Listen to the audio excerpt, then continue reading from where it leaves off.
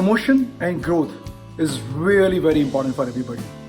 In this video, I want to talk about 4 key mistakes that I have seen people do over the last 22 years of my corporate career. In my career, I probably promoted hundreds of people, worked with thousands of people. And I've seen 4 key things that people who get promoted fast do differently. Now, the very first thing that people who get promoted do differently is they do not allow their work to speak for themselves only.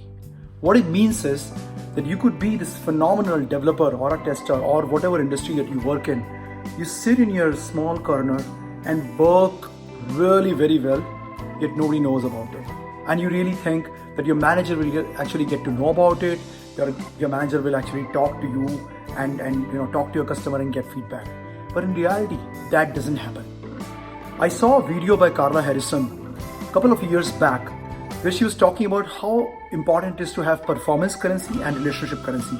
Performance currency talks primarily about how your work should be of a great quality. If you are expected to deliver X, you deliver X plus delta, which helps you build performance currency, and that helps you get noticed by people. But then performance currency diminishes with time. What works very well is the relationship currency, the relationship that you're building with your peer network, the relationship that you're building with your manager's manager. And those kind of things are the one which eventually get you noticed in a setting when promotions, cases and all those things are being discussed.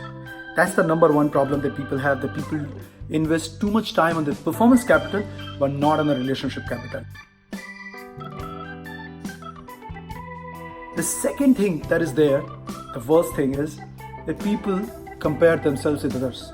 I remember I used to work for Microsoft 15 years back, and I remember, like everybody else, I had this thing about, hey, I want to get promoted. And I know one of my peers got promoted, and I went to my manager and I compared myself with him, and I actually got literally a black eye when he decided to answer that question, and he spoke about all the accomplishment this individual had. He was not entitled, like he didn't have to do that, and I was not entitled to that, but he did that. And I was like, whoa.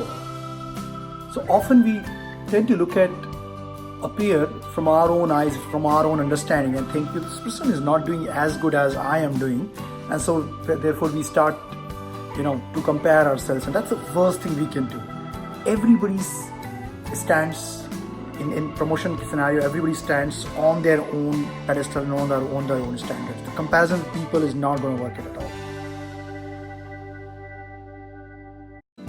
The third thing that people do is that they're investing in performance, they're investing in relationship at times, but what they don't realize is they have certain holes in their armor where the bullets can just pass through very easily. And these are certain habits which could be very irritating for your peers or for your seniors or for your juniors. Like, for instance, I knew somebody who was this phenomenal guru kind of a person who's just, really had great ideas. But at end of the customer meeting, this person will do something where the customer will go like, hey, this guy is weird.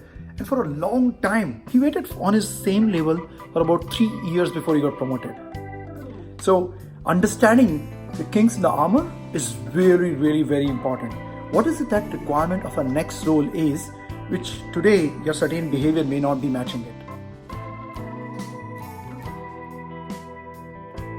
it. The fourth thing, which is probably the most important thing that people miss out. I mean, all of these things are important, but the fourth thing, which is super critical, is not investing in yourself.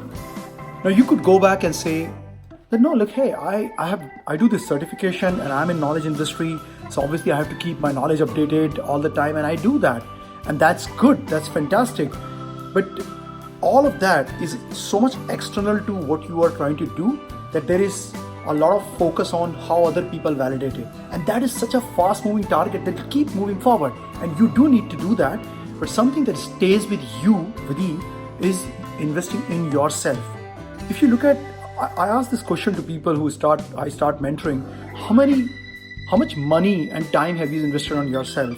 And when they understand what yourself means, as in on their skill set internal to them, on their authenticity, on understanding themselves and being able to convey it outside, literally The answer is $0. They have never had a coach. They have never gone to a seminar or program.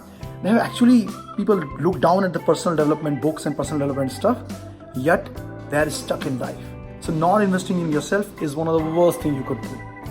So again, to summarize, there are 4 things. 1, allowing your work to speak for yourself rather than you talking about it. 2, comparison with others. 3, not understand where the kinks in the armor are. And 4, not investing in yourself. And you believe that in your area, you're performing very well, but feel yourself behind in getting promoted, feel yourself stuck up, talk to me. I have a step-by-step process, a system that will really help you to set your standard not just for today, but become promotable, but also for future growth.